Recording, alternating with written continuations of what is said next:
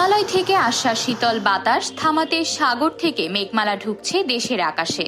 বঙ্গোপসাগরের সৃষ্ট সুস্পষ্ট লঘুচাপের প্রভাবে এসব মেঘমালা শুক্রবার সন্ধ্যায় খুলনা ও বরিশাল উপকূল দিয়ে দেশে প্রবেশ করেছে। এর ফলে বাতাসে জলীয় বাষ্পের পরিমাণ বেড়েছে এবং ধুলা ধোঁয়ার মিশ্রণে বাতাস আরও অস্বাস্থ্যকর হয়ে উঠেছে। আবহাওয়া অধিদপ্তর জানিয়েছে, আজ শনিবার থেকে উপকূলীয় ওই অঞ্চলগুলো দিয়ে মেঘ দেশের মধ্যাঞ্চলে ছড়িয়ে পড়তে পারে। এর প্রভাবে দেশের বিভিন্ন জায়গায় দিনের আকাশ মেঘ ও কুয়াশায় ঢেকে যাওয়ার সম্ভাবনা রয়েছে, হতে পারে বৃষ্টিও।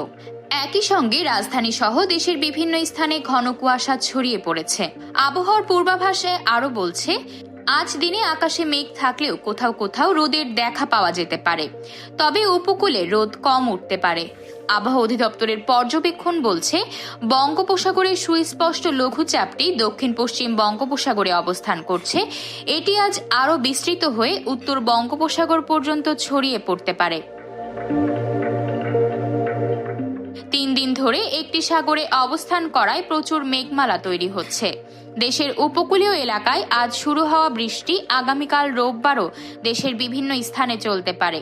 এ বিষয়ে আবহাওয়াবিদ বজলুর রশিদ জানান, শীতকালে স্থানীয় উৎস ও সাগর থেকে মেঘ সৃষ্টি হতে পারে, যা থেকে সামান্য বৃষ্টির সম্ভাবনা থাকে।